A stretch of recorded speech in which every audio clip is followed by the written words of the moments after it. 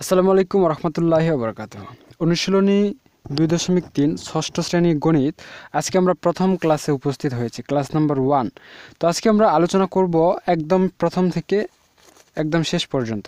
চলুন শুরু করা যাক। তো প্রথমে 1 নম্বর প্রশ্নটা বলছে আমাদের এখানে যে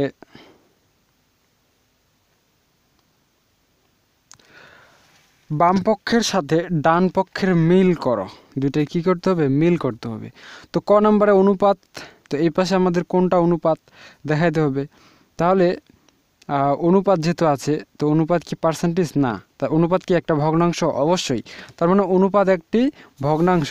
তার মানে প্রথমে কর সাথে কে হবে? কর সাথে হবে খ। আচ্ছা, তারপর একক অনুপাত। আচ্ছা, এখানে সবগুলোই দেখাচ্ছি, ঠিক আছে। হ্যাঁ, একক অনুপাত। এখন একক অনুপাত কি বোঝায়? খ। পার্সেন্টেজ কি? না। একক একটি ভগ্নাংশ তো দিয়ে দিছি। 1:5 না। 9 দুই পাশে সমান। আমরা জানি অনুপাতের ক্ষেত্রে দুই পাশে যদি সমান হয় তাহলে সেটাকে কি বলে? একক অনুপাত বলে। তার মানে খ এর সাথে ঘ নাম্বার আসবে। খ এর সাথে কে আসবে? ঘ নাম্বার আসবে। আচ্ছা, এরপর শতকরা প্রতীক। তার মানে গ। গ এর সাথে কে আসবে? এইখানে শতকরা মানে পার্সেন্টেজ, এখানে পার্সেন্টেজ দেওয়া আছে, তার মানে পার্সেন্টেজ কয়ে আছে, তার মানে শতকরা প্রতীক হচ্ছে পার্সেন্টেজ। এরপর গুরু অনুপাত, ঘ নাম্বার। গুরু অনুপাত, গুরু মানে কি? অনুপাতের সামনের সংখ্যাটা বড় হবে, পিছনেরটা ছোট হবে। তাহলে গুরু মানে কি? এ উম্ম নম্বরটার সাথে মিলতেছে, কারণ সামনেরটা বড় পিছনেরটা ছোট। তাহলে ঘর সাথে কি উম্ম নম্বর মিলতেছে? ঘর সাথে উম্ম নাম্বার মিলতেছে। এর পরবর্তী লঘু অনুপাত। লঘু মানে ছোট, তাহলে এখানে উম্ম নাম্বারের সাথে এখানে গ নাম্বার মিলবে, কারণ এই যে একটা ছোট 5টা বড়, তাহলে গ নাম্বার মিলবে। তাহলে 1 নাম্বারটা আমরা এভাবে সমাধান করতে পারি, যে নর্মাল যে মিলগুলো আছে এগুলো দেখাইলাম। এখন 2 নম্বরে আসি। 2 নম্বরে বলছে অনুপাত কি? অনুপাতটা কি? আচ্ছা, তাহলে অনুপাত কি একটা ভগ্নাংশ? অবশ্যই অনুপাত একটা ভগ্নাংশ। এটা কি পূর্ণ সংখ্যা? অনুপাতটা কি আমাদের পূর্ণ সংখ্যা? না, পূর্ণ সংখ্যা তো না। এটা তো পূর্ণ সংখ্যাটা অনুপাত হয় না সাধারণত। এটা কি বেজোড় সংখ্যা? জোড় বিজোড় দুইটাই হতে পারে। এটা কি মৌলিক সংখ্যা? মৌলিকও হতে পারে, নাও হতে পারে। তার মানে এই 3টা অপশন হবে না, ক নাম্বারটা হবে। তার মানে 2 এর ক আসবে, 2 এর ক উত্তর আসবে। তার মানে কি? অনুপাত একটা ভগ্নাংশ। এখন 2:5 এই এর সমতুল কোনটি? সমতুল মানে যত দিয়ে তত দিয়ে গুণ। সামনেরটাকেও যত দিয়ে গুণ করব, পিছনেরটাকেও তত দিয়ে গুণ করব। তাহলে এখানে 2 আছে, এখানে প্রথম কার্ডটাতে কি আছে? 2 আছে। এখানে অনুপাত, মূল অনুপাতটাতে 2 আছে। তো 2 মিলে গেছে, তার মানে 1 দিয়ে গুণ, 2 1 2। কিন্তু 5 1 তখন 5 হয়ে যাবে, কিন্তু এখানে আছে 3, তার মানে ক নাম্বারটা হবে না। খ নাম্বারটাতে আসি। 2কে এখানে 2 আছে প্রথমে, এখানে প্রথমে আছে 4, তার মানে একে 2কে 2 গুণ করা হয়েছে, মানে 2 দুগুণে কত? 4 হয়েছে। তার মানে 5কেও কত গুণ করতে হবে? 2 গুণ করতে হবে। তাহলে 5 দুগুণে তো 10, এখানে আছে 9, তার মানে এটাও হবে না। পরবর্তীটা আসি, এখানে প্রথমটা 4 আছে, এখানে 2 আছে, তার মানে 2কে 2 গুণ করলে 2 দুগুণে কত হবে? 4 হবে। প্রথমটা মিলছে। পরেরটা 5কে 2 গুণ করলে 5 দুগুণে 10 হবে, তাহলে এখানে 10 আছে। তার মানে 3 এর কি? গ উত্তর। 3 এর গ উত্তর। এরপর 4 নম্বরে কি প্রশ্ন করছে? যে 3:4 এবং 4:5 এর মিশ্র অনুপাত কোনটি? মিশ্র অনুপাত কোনটি? তাই প্রথম সংখ্যাটার সাথে প্রথম সংখ্যাটার গুণ, দ্বিতীয় সংখ্যাটার সাথে দ্বিতীয় সংখ্যাটার গুণটাই হচ্ছে আমাদের কি? মিশ্র অনুপাত। তাহলে প্রথমে এখানে আছে 3, এখানে প্রথমে আছে 4, তাহলে 3 আর 4 গুণ করলে 3 4 কত? 12, কিন্তু ক নাম্বারে আছে 15, তার মানে ক হবে না। খ নাম্বারে 12 আছে, তার মানে এটা মিলছে।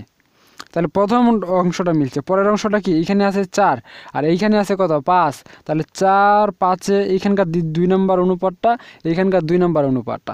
4 5 কত? 20, এখানে আছে 20, তার মানে উত্তর কি? খ নাম্বারটাই আসবে, তার মানে 4-এর খ নাম্বার উত্তর। এরপর 5 নম্বরে আসি। 5 নম্বরে বলছে 3:20 অনুপাতটি শতকরায় প্রকাশ করলে কোনটি হবে? তো অনুপাতটাকে যদি শতকরায় প্রকাশ করতে চাই তাহলে কত হবে? তাহলে আমরা জানি প্রথম সংখ্যাটাকে কি করতে হয়? উপরে রাখতে হয়, পরের সংখ্যাটাকে নিচে নামায় দিতে হয়।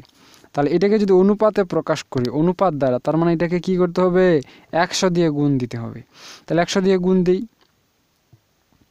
তাহলে এখানকার একটা শূন্য কাটা, এখানকার একটা শূন্য কাটা, আর 10কে 2 ভাগ করলে কত আসবে, 5 3 5 কত, সমান সমান 15%। এখানে কি 15% আছে, এই যে গ নাম্বারে আছে 15%, তার মানে 5-এর গ অ্যান্সার হবে 15%। এরপর 6 নাম্বারটা, 6 নাম্বারে কি বলছে যে 200 সেন্টিমিটারের 1% সমান কত, 200 সেন্টিমিটারের 1% সমান কত। তাহলে এটা আমরা হিসেব করে প্রথমে বের করি। তাহলে 200 সেমি কত পার্সেন্ট, 1%, 1%, 1 লিখছি, পার্সেন্ট তুলে দিয়ে 1 লিখছি, পার্সেন্ট তুলে দিয়ে টান দিয়ে কি নিচে 100, 1 লিখছি, 1% মানে কি 1, আর পার্সেন্টেজ তুলে দেওয়ার কারণে টান দিয়ে নিচে 100 লিখছি। এইখানকার 2টা শূন্য কাটা, এখানকার 2টা শূন্য কাটা, তার মানে নিচে 1-এর কোনো দাম নাই, তাহলে 2 1-কে 2, তাহলে 2 সেমি বা 2 সেন্টিমিটার। তাহলে এখানে 2 মিটার আছে, দেখেন এখানে 2 মিটার, কিন্তু আমরা এখানে কি বের করছিলাম, সেন্টিমিটার। তাহলে কিন্তু এই ক নাম্বারটা হবে না, এখানে তো 1 মিটার তো হবেই না, এখানে 2 সেন্টিমিটার আছে, তার মানে 6-এর উত্তর আসবে কি, গ। আচ্ছা, এর পরবর্তীতে 7 আমাদের অনেক লম্বা প্রশ্ন করছে, দেখি আমরা প্রশ্নটার সমাধান করি। মোবাইল পড়ে যাচ্ছে কেন? আচ্ছা, 7 এখানে কি বলছে, 1:5 অনুপাতের পূর্ব রাশি 1, পূর্ব রাশি মানে সামনের রাশিটা, তাহলে পূর্ব রাশি মানে কি, পূর্ব রাশি মানে সামনের রাশি, সামনেরটা কোথায়, এইখানে, তো সামনে তো 1 আছেই নাকি, তার মানে এই রোমান আইটা ঠিক। তারপরে কি উত্তর রাশি মানে পরের রাশিটা, তো 1-এর পরে কত আছে, 5 আছে, তার মানে উত্তর রাশি 5, এটাও ঠিক আছে। ব্যস্ত অনুপাত মানে কি, সামনেরটা পূর্ব রাশিটাকে উত্তর রাশি, উত্তর রাশিটাকে পূর্ব রাশি, মানে উল্টা। এখন 5টাকে সামনে নিয়ে যাইতে হবে, 1টাকে পিছনে নিয়ে আসতে হবে, তাহলে 5টা এখানে সামনে আছে, 1টা পিছনে আছে, তার মানে এটা ব্যস্ত অনুপাত সঠিক। তার মানে 1 2 3, রোমান 1 2 3 সবগুলোই কি সঠিক, তার মানে এখানে উত্তর কি, ঘ। তার মানে 7-এর অ্যান্সার ঘ। এরপর 8 নাম্বারটা দেখি,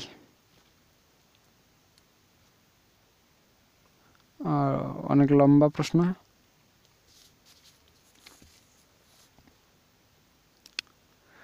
8 নাম্বারটা দেখি। 8 নাম্বার বলছে 100 জন ছাত্রছাত্রীর মধ্যে কতজন ছাত্রছাত্রী, 100 জন ছাত্রছাত্রী, 100 জন ছাত্রছাত্রীর মধ্যে 60% ছাত্রী হলে, ছাত্রী যদি 60% হয়, তাহলে ছাত্রীর সংখ্যা 60 জন। এটা কি ঠিক আছে? তাহলে ঠিক আছে কি না সেটা তো আমরা অঙ্ক করলেই বুঝতে পারবো। তাহলে মোট ছাত্রী কত, 100, কত পার্সেন্ট, 60%, 60 লিখছি, 100%টাকে তুলে দিয়ে টান দিয়ে নিচে লিখছি, এখানকার 100 এখানে 100, তাহলে ছাত্রীর সংখ্যা 60 জন আমাদের ঠিকই বের হইল। তার মানে ছাত্রীর সংখ্যা 60 জন, রোমান একটা কি ঠিক আছে। ছাত্র সংখ্যা 40, তাহলে টোটাল স্টুডেন্ট 100, ছাত্রী যদি 60টা হয় তাহলে তো ছাত্র 40টাই হবে বিয়োগ করলে, তার মানে রোমান 2টাও কি আমাদের ঠিকই আছে, রোমান 2টাও ঠিকই আছে। এর পরবর্তীতে ছাত্র ইস্টু ছাত্রী, মানে ছাত্র অনুপাত ছাত্রী, ছাত্রীর কত বার হলো 40, ছাত্রীর কত বার হলো 60, তার মানে এখানকার একটা শূন্য, এখানকার একটা শূন্য কেটে দিতে পারি, এটাকে 2 ভাগ করলে 2, এটাকে 2 ভাগ করলে 3, কিন্তু 2:3 আসবে, কিন্তু আমাদের এখানে আছে কত, 3:2, তার মানে এই 3 নাম্বার রোমানটা আমাদের এখানে ভুল করে দেওয়া হয়েছে, তার মানে 1 আর 2 সঠিক, তার মানে কি 1 আর 2 সঠিক, তাহলে 1 আর 2 যদি সঠিক হয় তাহলে 1 আর 2 এখানে ক নাম্বারে আছে, তার মানে 8-এর কি আসবে, ক আসবে। আচ্ছা, এর পরবর্তীতে 9, পরবর্তীতে 9 এখানে দিছে, প্রশ্নটা একটু লম্বা করছে এখানেও। 9 এখানে বলছে চিত্রে দাগাঙ্কিত অংশ, মানে এই যে অংশটা দাগ করছে, দাগ দিছে, দাগাঙ্কিত অংশ ও সম্পূর্ণ অংশ, মানে এখানে গটেখানে সম্পূর্ণটাই, সম্পূর্ণ অংশের অনুপাত কত। তাহলে অনুপাত কিভাবে, টোটাল এখানে কয়টা বক্স আছে, 1 2 3 4টা, তার মধ্যে দাগ করছে কত, একটা, তাহলে দাগাঙ্কিত অংশটা আগে লিখতে হবে, তাহলে 1, আর সম্পূর্ণ অংশ মানে 4, তার মানে 1:4, তার মানে 9-এর বেলায় অ্যান্সার আসবে ক, 9-এর বেলায় অ্যান্সার আসবে ক।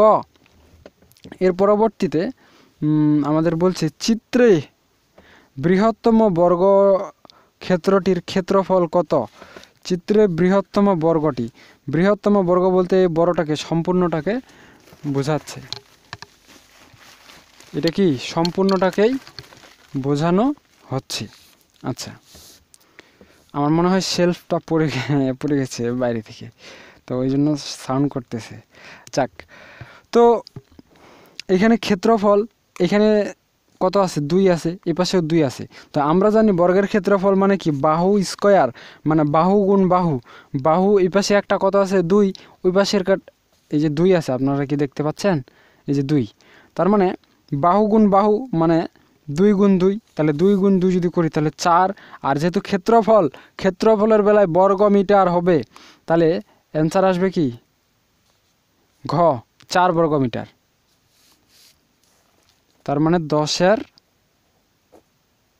ঘ আসবে। আচ্ছা, এরপর 11 নম্বর প্রশ্নটা দেখি।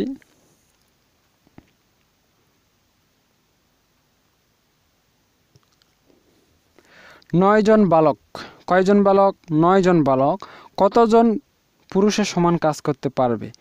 উপরে একটা উদ্দীপক দিছে, তো উদ্দীপকটা পড়ে ফেলি নাকি? তাহলে উদ্দীপকে আমাদের এখানে বলছে একটি কাজ 2 জন পুরুষ অথবা 3 জন বালক সম্পন্ন করতে পারে। তো 2 জন পুরুষ কাজটি সম্পন্ন করে 900 টাকা পেল। তাহলে 9 জন বালক কতজন পুরুষের সমান কাজ করতে পারবে? এখানে 3 জন বালক 2 জন পুরুষের সমান কাজ করতে পারে। এখানে আমরা তাহলে অঙ্কটা সাজিয়ে লিখতে পারি, 3 জন বালক পারে 2 জন পুরুষের সমান, পুরুষের সমান কাজ। এত বড় না সাজাইলে চলবে। অতএব একজন বালক পারবে, অবশ্যই একজন বালকে আরও মানে কম পুরুষের কাজ করতে পারবে। কম মানে কি? ভাগ। অতএব আমাদের কয়জন বালক? 9 জন বালক। তাহলে 9 জন বালক, তো 9 জন বালক হতে বেশি পারবে। বেশি মানে কি? গুণ, গুণ মানে উপরে, ঠিক আছে? এটাকে যদি কাটি তাহলে এখানে 3 আসবে, 3 দুগুণে কত? 6 আসবে। তার মানে 6 জনের সমান। তাহলে উত্তর কি? খ আসবে। তার মানে 11-র ক্ষেত্রে, 11টা লিখি নাই, 11-র ক্ষেত্রে উত্তর আসবে কি? খ। এরপর 12 নম্বরটা দেখেন। 12 নম্বরে বলছে, যদি কাজটি 3 জন বালক সম্পন্ন করত, প্রত্যেক বালক কত টাকা পেত? তো এখানে কত টাকা পাইছে? 2 জন পুরুষ অথবা 3 জন বালক সম্পন্ন করত। 2 জন পুরুষ কাজটি সম্পন্ন করে 900 টাকা পেল। তো 2 জনে 900 পাইছে, তার মানে 3 জন বালকও কিন্তু ওই 900 টাকাই পাইতো। টাকা কিন্তু বেশি পাইতো না, কারণ 900 টাকা যদি 3 জনকে ভাগ করে দিই তাহলে তো অটোমেটিক্যালি 300 করে টাকা পাবে। তার মানে 12-র ক্ষেত্রে অ্যান্সার আসবে ঘ। আচ্ছা, এখন 13 নম্বরটা দেখেন। 13 নম্বর প্রশ্নটাতে বলছে যে ইউসুফ পরীক্ষায় 70% নাম্বার পায়। ইউসুফ পরীক্ষায় 70% নাম্বার পায়। তাহলে পরীক্ষায় মোট নাম্বার 70 হলে, পরীক্ষায় মোট নাম্বার 700 হলে ইউসুফের প্রাপ্ত নাম্বার কত? তাহলে আমরা জানি কি? মোট নাম্বার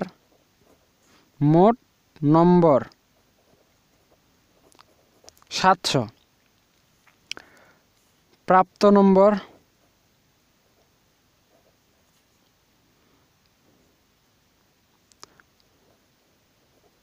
প্রাপ্ত নম্বর ৭০ কি দিছে? পার্সেন্টেজ দিছে। আবার প্রাপ্ত নম্বর কি করতে বলছে? বের করতে বলছে। অতএব প্রাপ্ত নম্বর, প্রথমে একবার প্রাপ্ত লিখছি কারণ সেটা পার্সেন্টেজ ছিল। এখন প্রাপ্ত কেন লিখব? কারণ আমরা নম্বরটা বের করব। নম্বর কীভাবে বের করে?